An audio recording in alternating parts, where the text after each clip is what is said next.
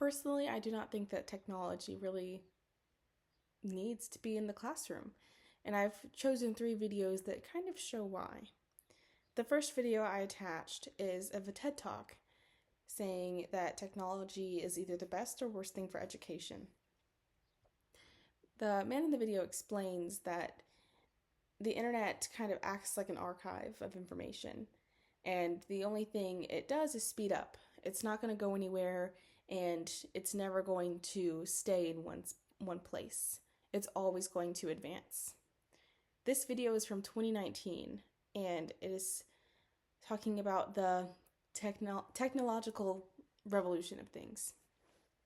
He explains that Gen Z is said to be digital natives, which means they've never experienced a world without the internet. And they know things about the internet that maybe people older don't really know. So growing up with having everything, they never really know that there was a world without all of this beforehand, and they can only really think of ideas that will further the internet, further AI, further everything. To me, using AI is kind of dangerous. There's so many things wrong with using it. It ties into the third video that I've attached. The man talks about primary function. He uses the explanation or example, of a hammer. If someone puts a hammer in your hand, you're automatically going to look around for things to smash, things to nail in, things to hit. And he says it's because you tie that with a function. And it's obviously its primary function is to hit, nail, whatever.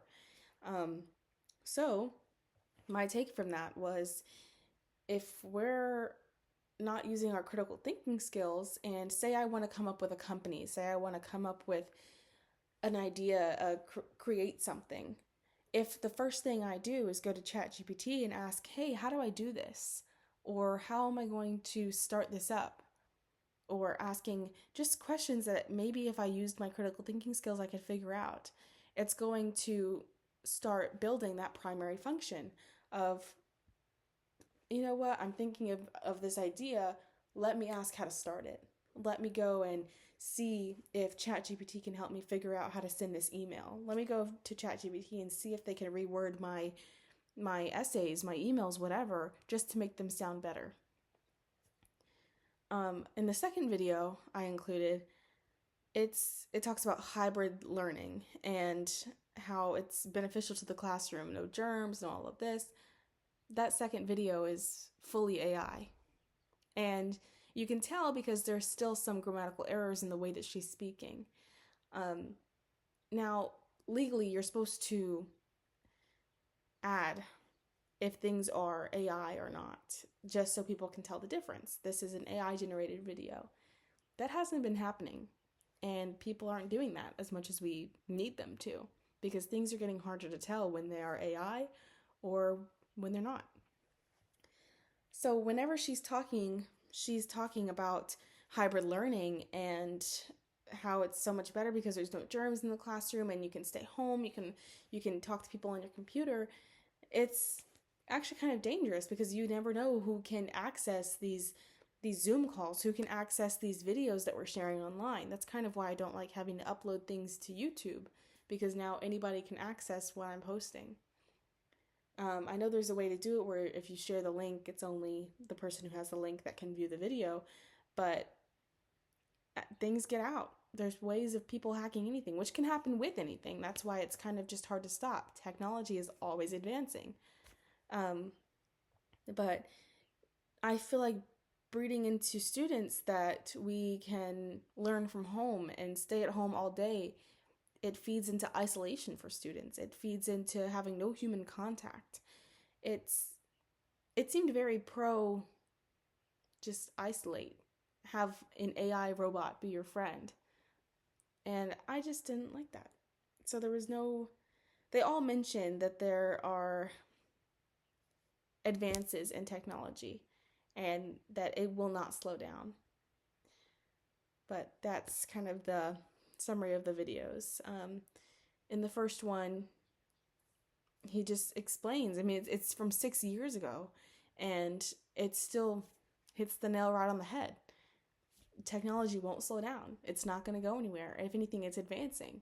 And because Gen Z grew up with it, they're finding ways to tweak it and make it better and find ways for it to help people more. But if anything, it's going to slow us down later on because AI is now taking people's jobs.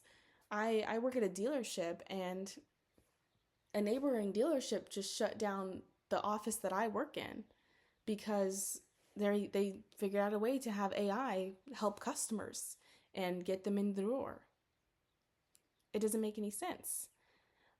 I feel like if we are going to advance at all as a country, we need to stop the use of AI and start using critical thinking and start actually using humans to function day to day. For the second video, the primary function thing is it's spot on, and it's from this year. It makes sense. He's explaining that generative AI can take over our lives, and it's not helping critical thinking skills. For the second video about hybrid learning, I just don't think that's the greatest way to use resources. I feel like it makes it so much better to be in person and in front of your teacher, who you can just go up, talk to, and have him or her explain whatever questions you may have. It's a real person who's gone to school, who's learned these things, and now AI can just search the internet in a split second and give you information that could be wrong because they're using websites that they find just through web channels or internet channels, whatever they use to find their information. You never know if it's right or wrong. I think we should trust people who actually go to school and read the textbooks, and trust historians who tell us things about the past.